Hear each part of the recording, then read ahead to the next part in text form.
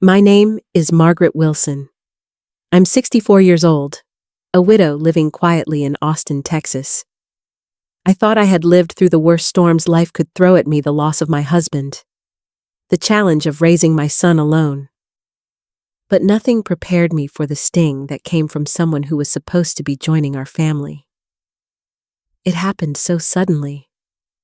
I was sitting just a few feet away, smiling, trying to be warm and welcoming. My son's fiancée leaned close to her friend and, in what she thought was a safe language, let her true feelings slip. She assumed I wouldn't understand. She assumed wrong. Every word cut through me like glass. She didn't see me as family. She saw me as an obstacle. For a moment, I froze. It felt like the room spun, like the air had been sucked right out of my lungs. The polite smile stayed on my face, but inside I was crumbling. I reminded myself to breathe, to hold on, to not let the hurt swallow me whole. I had been underestimated before in life, but never like this, not in my own home. Not by the woman about to marry my only son. Shock mixed with a strange kind of strength. I didn't say a word right then. I tucked the pain away, holding it close, knowing there would be a time to face the truth head on. And deep down, I made a promise to myself: if this woman thought she could insult me behind a curtain of language, she had no idea who she was dealing with. That moment was the crack in the glass. And what followed? Well, it shattered everything. And that's the story I'm here to tell you. My son Daniel has always been the center of my world. After losing my husband years ago, I poured every ounce of love and energy into raising him. He grew into a kind, hard-working man, steady in his career, loyal to his friends, and thoughtful with me. When he told me he had met someone special, I wanted nothing more than to see him happy. That's when Sophie came into our lives. She was beautiful, the kind of woman who could walk into a room and light it up with her smile. Daniel's eyes sparkled in a way I hadn't seen since he was a boy, and that alone softened me toward her. She carried herself with grace, spoke politely, and seemed genuinely eager to be part of our family. To me, she looked like the perfect match: a woman who could stand by his side, love him, and maybe even bring joy back into a home that had known too much silence. I remember the first dinner we shared together at my house. I had made roast chicken, a simple meal, and she insisted on helping in the kitchen. She set the table carefully, pouring glasses of wine, placing napkins just so, and even complimenting my cooking before she had tasted a bite. I watched her laugh at Daniel's jokes, lean into his stories, and ask me questions about my garden as if she truly cared. It felt effortless, natural. For a brief moment, I thought, perhaps my son has really found someone who sees him the way I do. Sitting there that evening, I felt a sense of peace I hadn't known in years. A widow's heart often aches with loneliness, but that night, surrounded by warmth and laughter, I imagined a future where my family grew larger instead of smaller. I even allowed myself to believe Sophie might be a blessing I hadn't dared to hope for. But deep down, in the quiet corners of my mind, there was a faint unease I couldn't explain. Something about her charm felt polished, almost too perfect. Still, I brushed it aside. Love makes us want to believe the best, and I wanted so badly for Daniel to be happy. I didn't know then that this perfect picture would soon crack wide open. And what lay beneath Sophie's smile was nothing like the woman we thought we knew. The evening had been calm, almost comforting. Daniel and Sophie sat across from me at the table, the glow of candlelight softening the edges of the day. I remember feeling a quiet sense of contentment watching my son laugh, watching Sophie lean in and beam at him. For a moment, I allowed myself to imagine this was the start of something lasting. Then, Daniel's phone buzzed. He excused himself, stepping into the next room. It was such an ordinary moment. Nothing to make me suspicious. Sophie stayed behind, reaching for her own phone. At first, I thought nothing of it until I heard her begin speaking in French. The words tumbled out quickly, fluently, and with an edge I had never heard in her voice before. Most people here wouldn't have understood. But I did. Years ago, I lived in Lyon with my husband, and the language had never left me. And so, I understood every single word Sophie thought was hidden. She was laughing, telling someone that Daniel was gullible, that marrying him would secure her green card. She spoke of the inheritance she expected once I was out of the picture, mocking me as old, weak, and irrelevant. My heart pounded in my chest. I felt my hands start to shake, my skin flush hot. I reached for a plate to steady myself, and it slipped clattering against the table. The sound startled me as much as the words did. In that instant, it was as if the room had tilted sideways. The sweet, caring woman who had been complimenting my cooking minutes before was gone.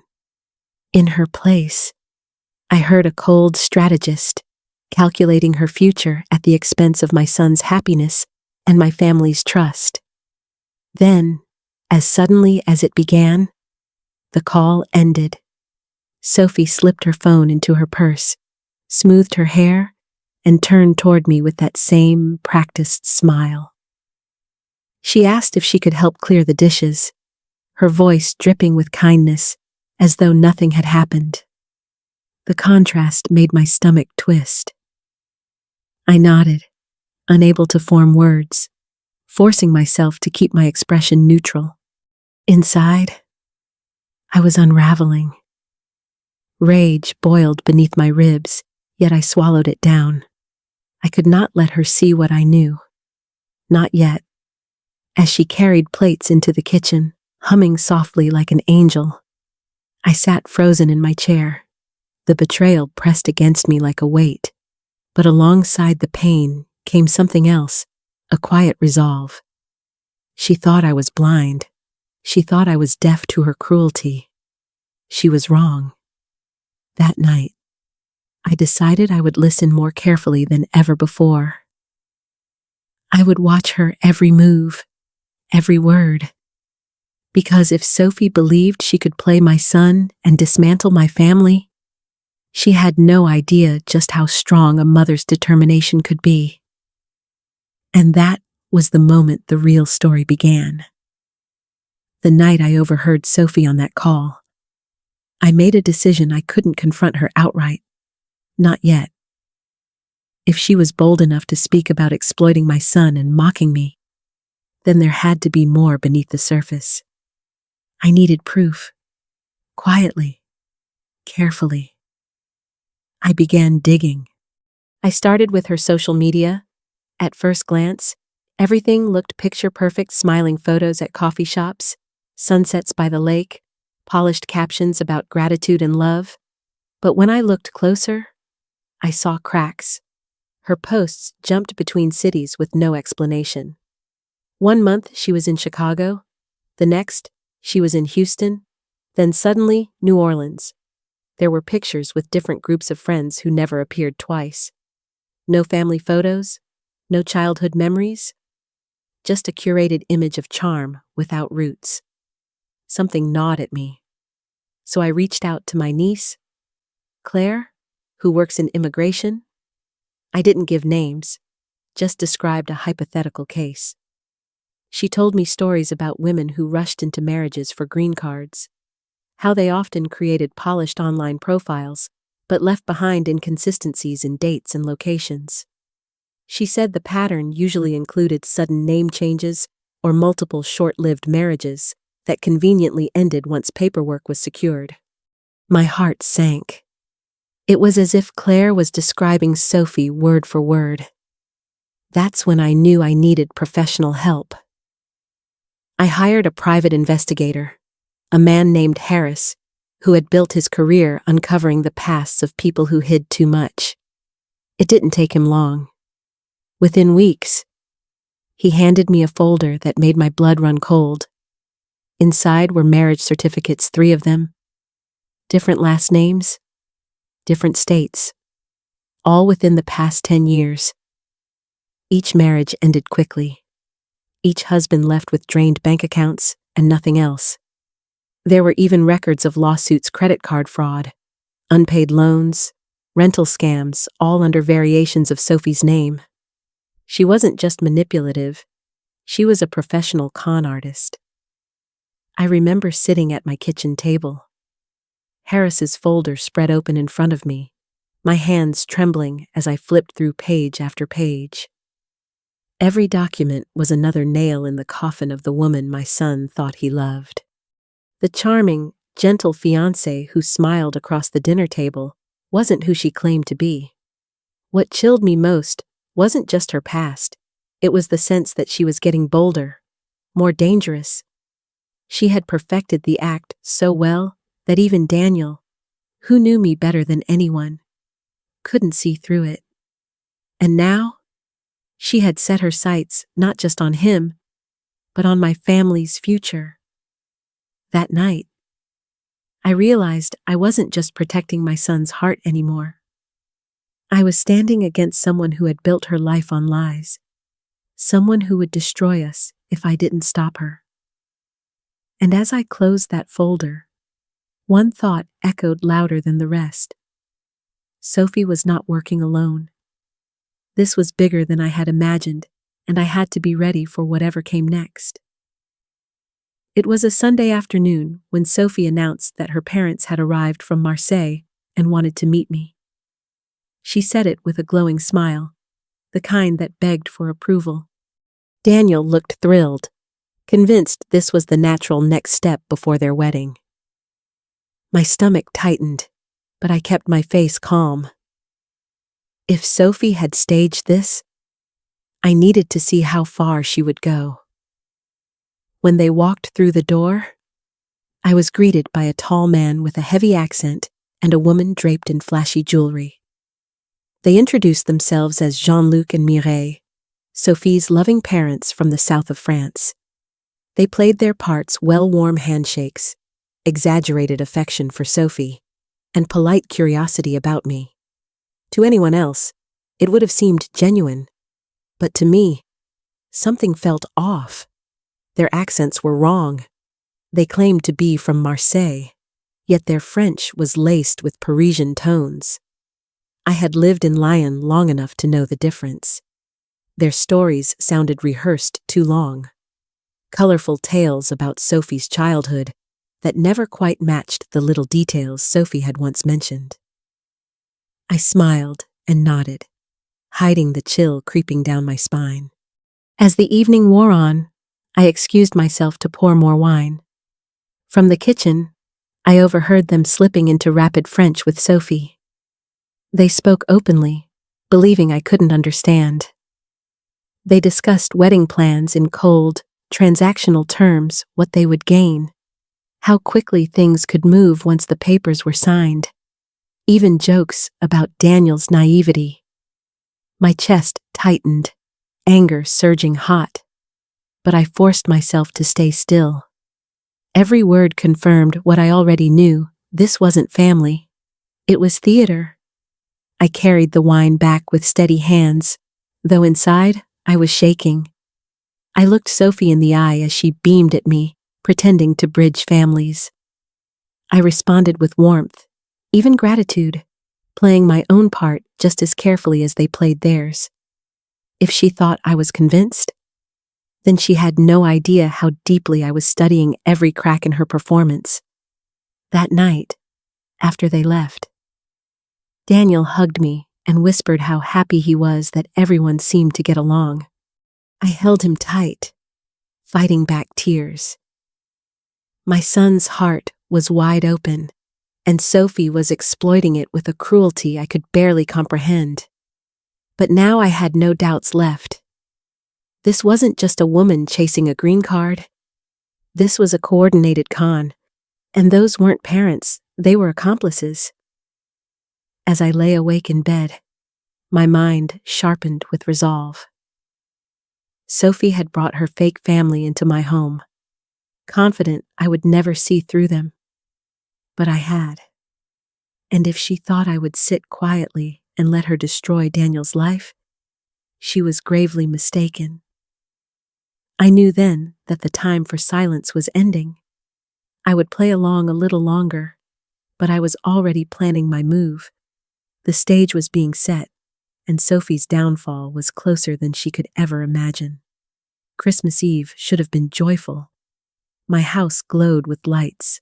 The scent of baked ham filled the air, and soft carols played in the background. Daniel looked nervous but excited, glancing at the small box in his pocket. I knew what he planned to do.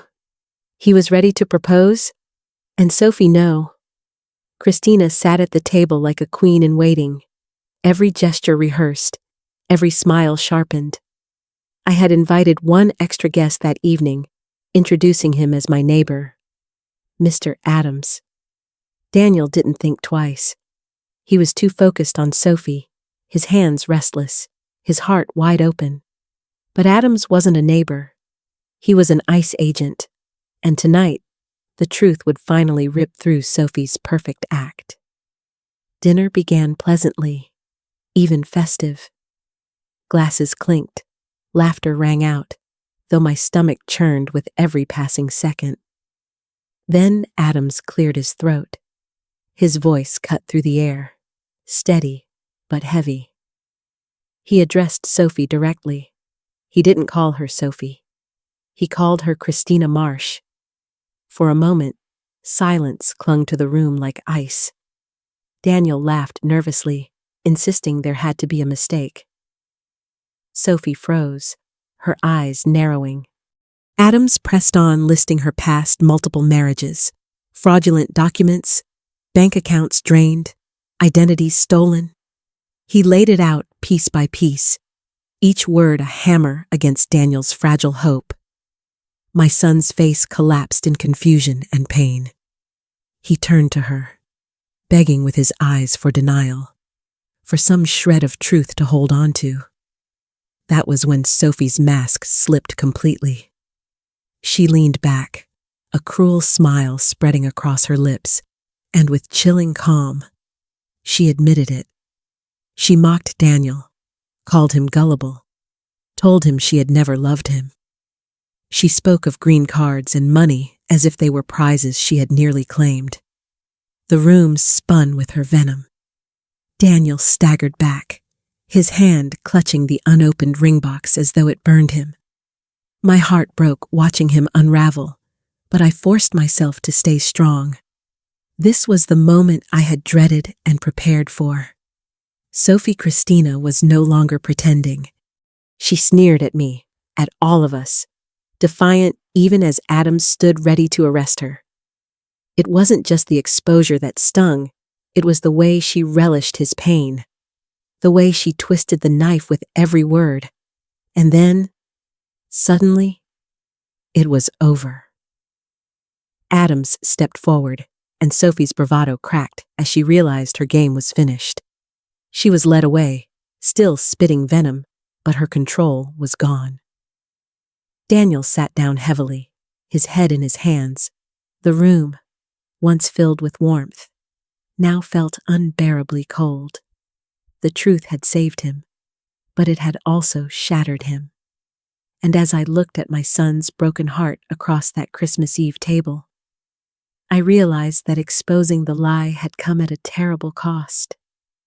The silence that followed was heavier than any words, and I knew the hardest part, healing, was only just beginning. The days after Christmas were the hardest I had ever known. My son barely looked at me. He carried his pain like a weight on his shoulders, and I could see the betrayal written across his face. Sophie had humiliated him, but in his eyes, I had too. By keeping the truth until that night, he felt I had robbed him of his chance to protect himself. His anger cut deep. He moved through the house in silence, leaving rooms the moment I entered. I wanted to reach for him, to remind him that every decision I made was out of love. But I also knew he needed space. A mother's heart wants to rush in and fix. But sometimes the only way to heal is to wait. So, I waited. I prayed. I endured his coldness, because I believed one day he would see that my silence had been my way of protecting him until I had proof. Slowly, something began to shift. Daniel started asking quiet questions, testing the waters of conversation again. He wanted to know how long I had suspected, how I had pieced it together. I answered gently, without defensiveness, letting him hear not only the facts, but the fear that had guided me, the fear of losing him to someone who never loved him. His eyes softened, and though the wound was still raw, I felt the first signs of forgiveness blooming in the cracks of his anger. It was around that time that Camille entered our lives. She was the real Frenchwoman whose name Sophie had stolen. She reached out after hearing of the case, offering information, and in the process, she met Daniel. Unlike Sophie, Camille carried no performance, no polished lies. She was simple, genuine, and kind. The way she listened to him, the way she shared her own scars, I could see something healing in my son each time they spoke. I don't know what their future holds, but for the first time since Sophie's betrayal, I saw hope flicker in Daniel's eyes again. And for me, that was enough. The storm had passed, but the lesson remained. And as I watched my son begin to step toward light again, I knew it was time to reflect on everything we had learned. In the weeks that followed, Daniel and I slowly began to mend what had been broken. Forgiveness didn't arrive in a single sweeping gesture. It came in quiet moments. A shared cup of coffee, a short walk together when neither of us spoke much. But the silence carried more comfort than distance. I knew the wound ran deep, but I also knew that love, real love, has a way of outlasting pain. One evening, he told me he understood. He said he could finally see that my choices, however hard, were born from a mother's instinct to shield her child. Hearing that lifted a weight I had carried for months. My son no longer looked at me with anger in his eyes, but with something closer to trust again. Around that same time, Camille became more present in our lives. She was nothing like Sophie. Camille was gentle, authentic, and her laughter carried no edge of performance. Watching Daniel with her was like watching a wilted plant begin to turn toward sunlight again. There was no rush between them, no desperation, just two people learning to see each other clearly, without masks. And for the first time since the storm began, I allowed myself to believe that my son's heart could heal. Looking back, I see the difference with such clarity now. Love built on deception crumbles the moment the truth comes to light. But love grounded in honesty, even if it grows slowly, has the strength to endure. Sophie taught us about betrayal, but Camille reminded us of hope. And I suppose that's the lesson I want to leave with you. Guard your heart, trust your instincts, and remember that the truth, no matter how painful, will always be the foundation worth standing on. If my story has moved you, I hope you'll like this video. Share it with someone who might need to hear it, and leave a comment with your own reflections. After all, our stories gain their true power when they remind others they are not alone.